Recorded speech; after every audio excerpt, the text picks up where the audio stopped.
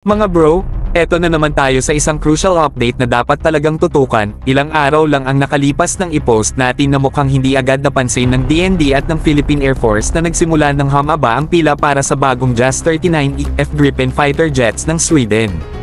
At ngayon, may bagong twist na kailangan nating pagtuunan ng pansin.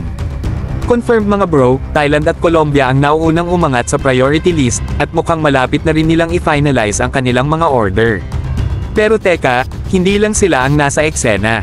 Ngayon, lumitaw na rin sa mga ulat na ang Swedish Parliament ay nakatanggap ng request para aprubahan ang posibleng pagbebenta ng 12 Gripen E-FS sa Peru.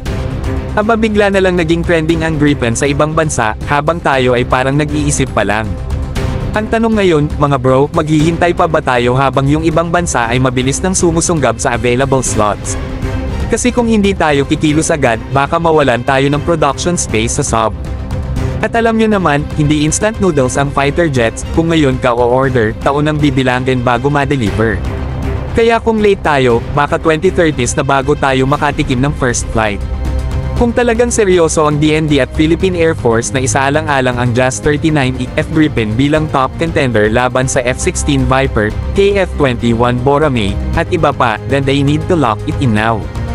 Habang bukas pa ang pinto, habang hindi pa fully booked ang production line, at habang may pagkakataon pa tayong makasingit. Tandaan natin mga bro, ang pagiging proactive sa ganyang mga acquisition deals ay hindi lang pagpapakita ng political will, kundi pagpapakita na alam natin ang urgency ng modernisasyon.